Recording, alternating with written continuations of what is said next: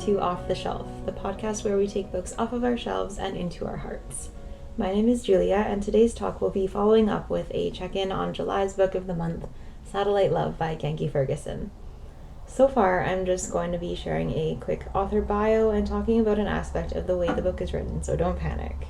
I know it seems like life goes by crazy fast these days sometimes, but we are only halfway through the month, and so if you're reading along and you're still working your way through the novel, then don't worry. You're exactly on the right track. No spoilers or pop quizzes today or ever, I promise. At least the pop quizzes. Maybe spoilers are a little safer for me. I don't know. And the good thing about the fact that things live on the internet forever is that even if you haven't finished the novel before I release my final talk at the end of the month, then you're under no obligation to tune in on release day. Don't worry about it. I'm not quizzing you. I'm not testing you. I'm not gonna cut you off if you don't finish in this time. You're fine. You're able to finish the book at your leisure and listen in whenever you want, whether that's before you finish the book or after, or I don't know. I don't mind spoilers. Maybe I'm weird. To start us off for today, like I said, I wanted to give a short biography on Genki Ferguson, especially because this is his debut and he is such a young and fresh and new name in the publishing world. I feel like knowing something about who an author is and understanding where their words and their thoughts are coming from can be something super beneficial to our reading and our understanding of their work. It can help us to see just how much of themselves fiction writers put into their writing, and even begin to identify the places where the author's lived experience intersects with the stories they've dreamt up. So, Genki Ferguson is a Vancouverite writer/filmmaker in his early/middle 20s, and Satellite Love, like I said, is his first novel. He describes in an interview from his university's news press that he initially imagined telling the story as a short film, but changed gears when he realized that the format was beginning to limit the story's growing complexities and potential and opportunities. He completed the first draft of the book while studying film at Emily Carr University at the same time as he was working at an independent bookstore in the city, and the book was officially released in March of 2021.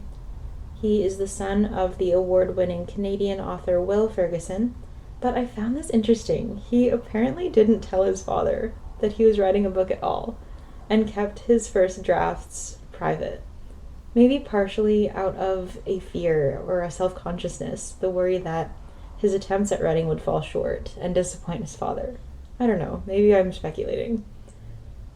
I feel like looking at just any of those small biographical facts individually kind of skews our understanding of just how remarkable they are when brought together into the coherent whole that is Genki Ferguson as a person. I mean, a lot of people pursue their creative passions while going to school or while working, and a lot of people write and publish books, even many at a young age. Considered all at once, though, at least for me, it's kind of crazy impressive. Like, while I was in school, I felt like sometimes I hardly even had time to breathe. And so, even thinking about writing for fun, or even doing something like what I'm doing here with this show, was something I could hardly even imagine making the time for. Looking back, even at such a short time ago, already I can see how beneficial it might have been for me to take on more creative projects instead of pushing them into the distant future for when I have more time. I've always been a person who kind of hyper-focuses on school and counts on perfection, and not always in the best of ways. I stretched myself out a lot for a long time, and it's only looking back that I think about it and I think, why? There was this passage from a book I read recently by Morgan Matson called Take Me Home Tonight, and it's not a complex or really surprising thought, but it really stuck with me. And while I was reading up on Genki Ferguson, at least on the small bits and pieces I could find on him, the passage came back to me. Paraphrasing slightly, the passage reads, quote, "I had to pretend like this, just pursuing your creative passions was normal, and not a revolutionary idea to me, that you could just make a thing, that if you wanted to do something creative, you could just do it." Unquote. I really respect Ferguson for doing just that, even at an age when a lot of young people, including myself, are really just trying to figure out how to do life in general. He really went for it, and I commend him for following his passion and telling the story that wouldn't leave him alone until he did. For creating something just for the sake of the thing itself, and for giving into the antsiness that you sometimes feel when you want to create. Before starting on this project, I knew that feeling all too well. I don't know, I felt like I wasn't using my brain enough, is the way I put it to friends sometimes. I'm just really happy to be able to do creative work again. I've missed it. It still surprises me a little every time I read about an actor or a writer or an artist who is the same or close age to me, yet seems so much more successful and real world than I feel I am. It's hard not to compare myself to them and to their accomplishments, even though I know I shouldn't. I think as long as that comparison motivates me to action instead of keeping me in one place, maybe it isn't as negative as it could be, right? Like, as long as the message I'm taking away from it all is to stop waiting, then it can't all be bad, I hope. To sum up, though, as an author, Genki Ferguson is still fairly unknown, but judging by the popularity and the hype that surrounded this book in the past year, I can see a bright future ahead of him, and I'm very excited to see where he goes next. For the rest of today's episode, I'm hoping to keep it relatively short, but sometimes I talk more than I mean to. So, one thing I did want to address is the book's narrative, and more specifically, the unreliability of its narrative. I also want to do a little bit of a talk and a study into Anna's character, because I feel like she is a very interesting choice to have as a main perspective and voice for the book. Unreliable narrators, if you aren't totally familiar with the term or the way I'm using it, are just what they sound like. They're narrators, the characters whose perspectives we're reading, but whose understanding and interpretation of the events going on around them are questionable, one-sided, or somehow incomplete.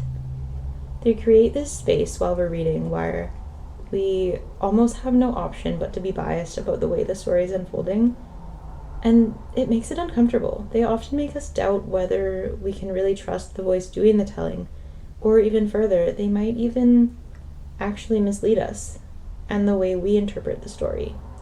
Sometimes it means that in reading we're caught between our awareness that something isn't quite adding up and our uncertainty of why it isn't, because we aren't always given insight into an alternative perspective. As a trope and a writing device, unreliable narrators are extremely common, but there's so many different ways to do it that often, if it's done well, it keeps the narrative still fresh and interesting. When it's done well, it keeps us from being able to predict from the start where a story is going, and as someone who has read a lot and continues to read a lot, that's personally something I really appreciate, is when a book can still surprise me. In some cases, reading essentially the same story over and over can be quite comforting, but eventually I think we all might get tired of stories that never have anything new to offer us. I think in Satellite Love, Ferguson achieves this type of uniqueness quite well. Much of the book is written from the perspective of the main character, Anna. She is a person who isolates herself from others, out of a need to, or out of the belief that she needs to protect herself from them. Because of this, it's not very surprising that much of the book feels disjointed and one-sided. Her perspective is incomplete because she purposely makes it that way in a lot of cases.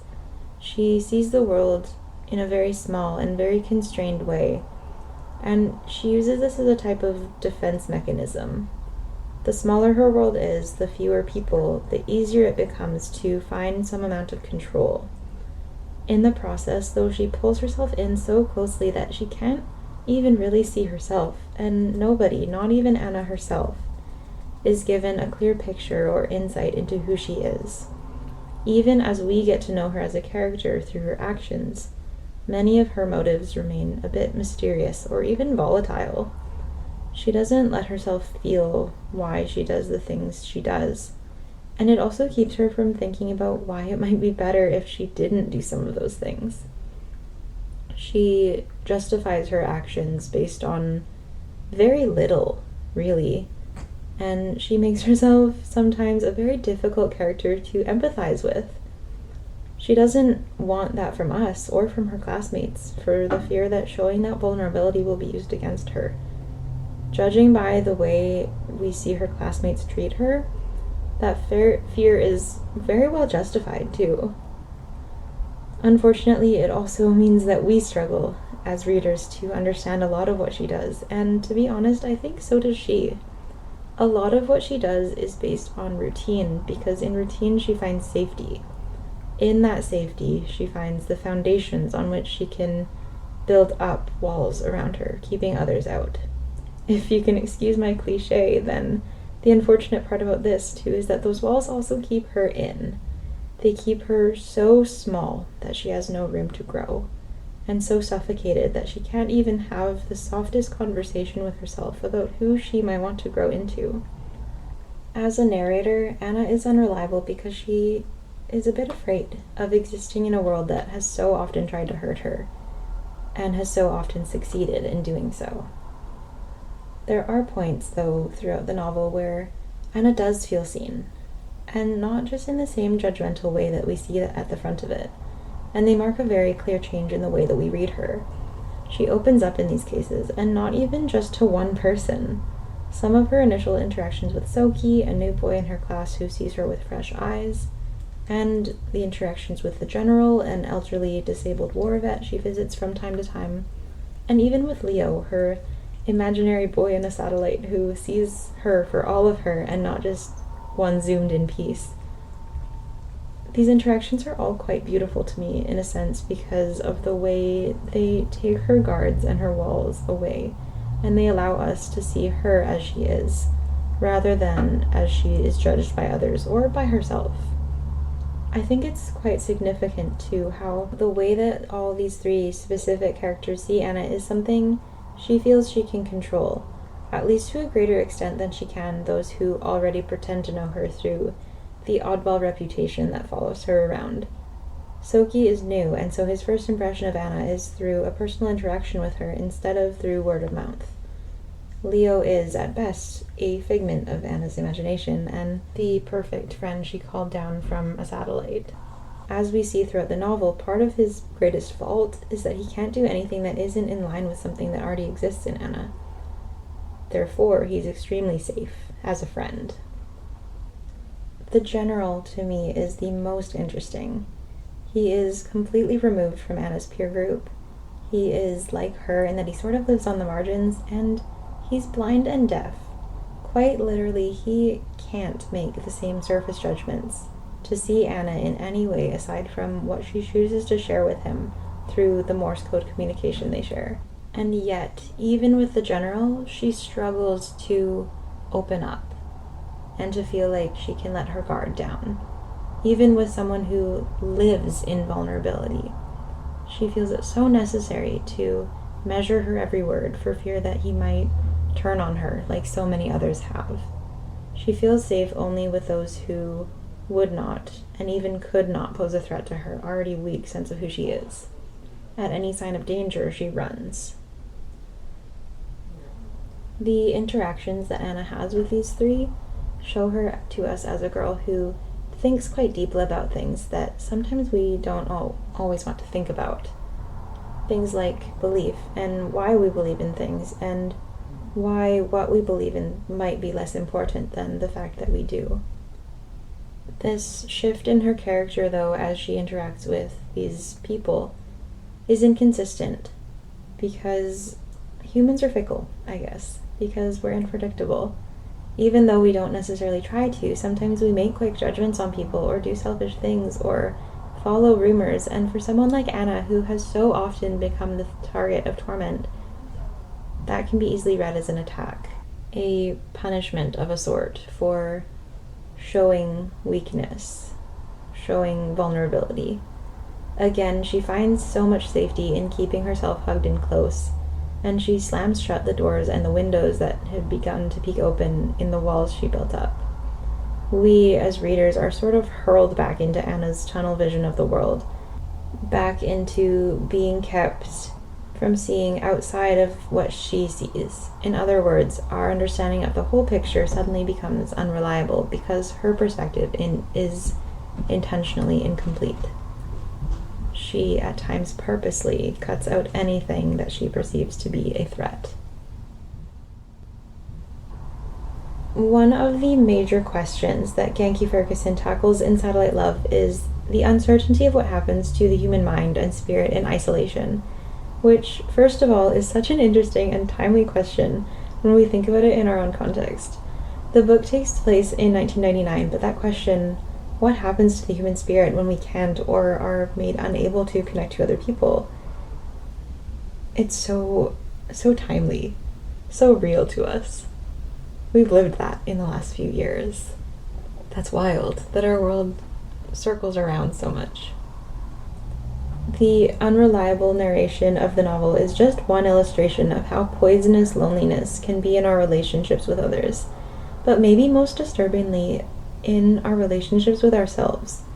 In isolation, we have no need for the same empathy or selflessness that we do in our relationships with others, and in leaving those things behind, the only anchor we have to keep ourselves in check is the thought that everyone else has forgotten them too. That is, nobody needs us, and so we can't let ourselves need anyone else either. Something the novel is saying to me is the idea of how important it can be to come back to that, to find and foster our relationships, even if it means sometimes showing our vulnerabilities and sacrificing what we've decided is the best at any given moment for us.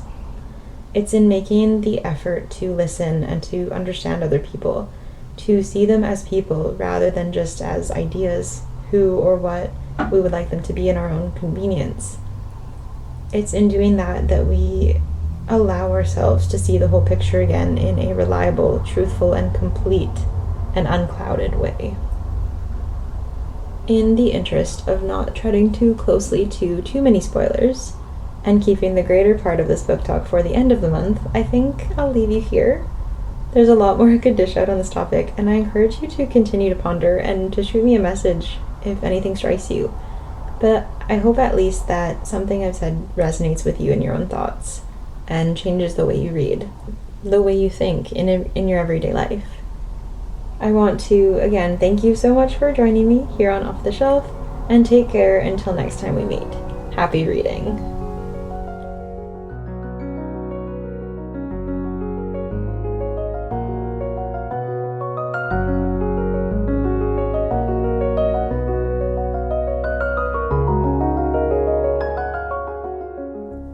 The Off the Shelf podcast is a proud member of the Ordinary Podcasting Network. To learn more about this podcast or the network, please visit ordinarypodcast.com. Finally, thank you for listening, and if you haven't already, please subscribe or leave us a comment. Thank you so much, and take care.